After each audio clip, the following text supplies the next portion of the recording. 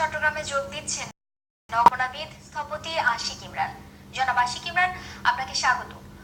উন্নয়ন প্রকল্পগুলোতে পর্যাপ্ত বরাদ্দ না দেয়া, অনুমোদনের দীর্ঘসূত্রতার যে কারণগুলো, এটি কি শুধুই আমলাতান্ত্রিক জটিলতা নাকি অন্য কোনো কারণও রয়েছে?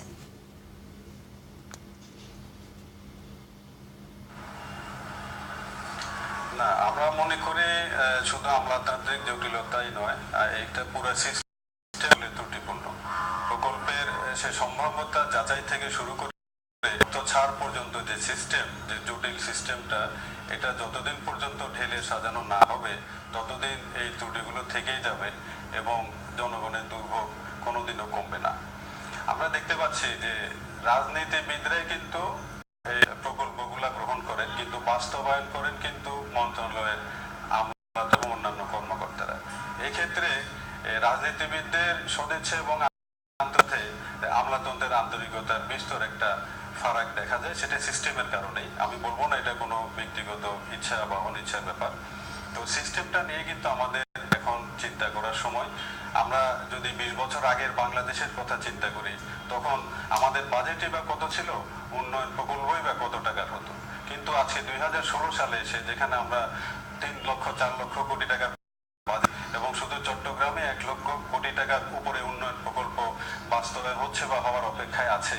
এক্ষেত্রে আমরা যদি পুরনো ধ্যান ধারণা নিয়ে, পুরনো আমলাতান্ত্রিক সেই সিস্টেমগুলো নিয়ে বসে থাকি, তাহলে তো বাংলাদেশ কখনো এগোতে পারবে না। আমি মনে করি সরকার যে যন্ত্র, সেই যন্ত্র এখনই এই ধরনের জিনিসগুলো এগুলো নিয়ে গভীরভাবে চিন্তা করে কিভাবে সমাধান করা যায়, সেটা আমাদের সবাই দেশের স্বার্থে। শুধুমাত্র ব্লেম গেম করে একজন আরেকজনকে দোষারোপ করে জনগণের বা দেশের কোনোদিন কোনো উন্নয়ন সম্ভব হবে না বলে আমরা মনে করি। আশিক ইমরান, মেয়রের একটি মন্তব্যে তো সম্প্রতি স্থানীয় সরকার মন্ত্রণালয়ের সাথে সিটি কর্পোরেশনের বেশ টানাপোড়েন দেখা দিয়েছে। নগর উন্নয়নে কি এর কোনো প্রভাব পড়ছে?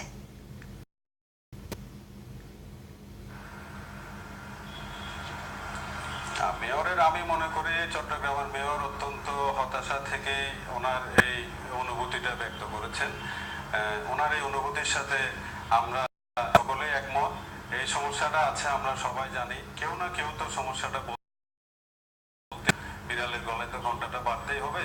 তো মেয়র উনি হয়তো একেবারে অসহায় অবস্থা থেকেই একটা সত্যি কথা বলে ফেলেছেন। আমি মনে করি এটা নিয়ে খুব একটা জল ঘোলা করার প্রয়োজন আছে কিনা এটা মন্ত্রণালয় ভেবেবেন। আমি মনে করি না এতে সরকারের কোনো ভাবমূর্তি ক্ষুণ্ণ হয়েছে।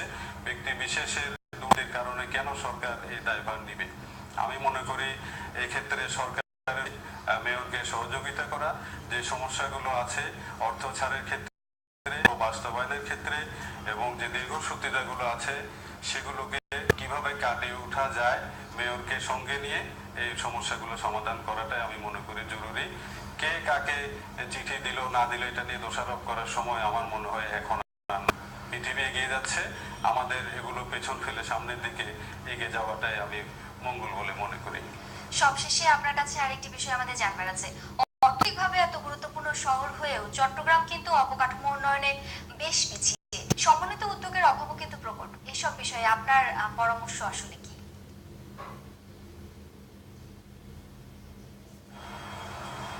আসলে আমরা বারবার বলি, দীর্ঘদিন ধরে বলে আসছি, সমন্বয়টা কোনো ক্ষেত্রেই নাই।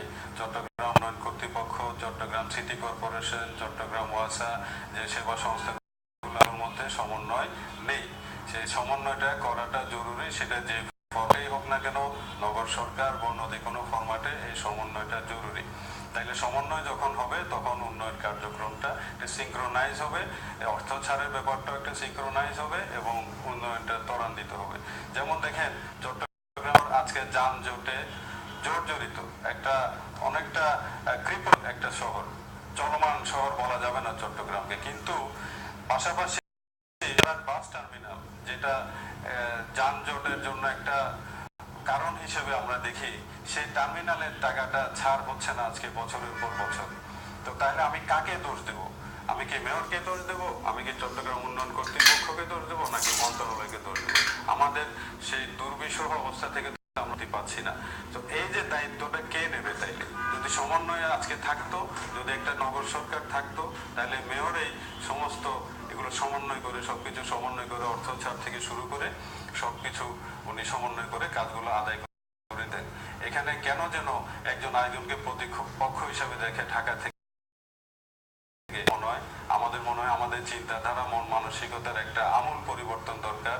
পজিটিভলি সবকিছু দেখা দরকার। শুধু চট্টগ্রামে সারা বাংলাদেশকে নিয়ে চিন্তা করা দরকার। এবং চট্টগ্রাম যেহেতু অর্থনৈতিকভাবে অত্যন্ত গুরুত্বপূর্ণ একটা শহর বাংলাদেশের জন্য, সেই শহরকে নিয়ে আমরা সবাই ভাবি, সেই শহরটা দিনে দিনে বসবাসের এই অবস্থা থেকে আমাদের পরিত্রাণ দেওয়ার জন্য আমি সবাইকে সরকারকে অনুরোধ করব, আমাদেরকে বাঁচান, চট্টগ্রামকে বাঁচান, আমাদের সবাইকে বাঁচান।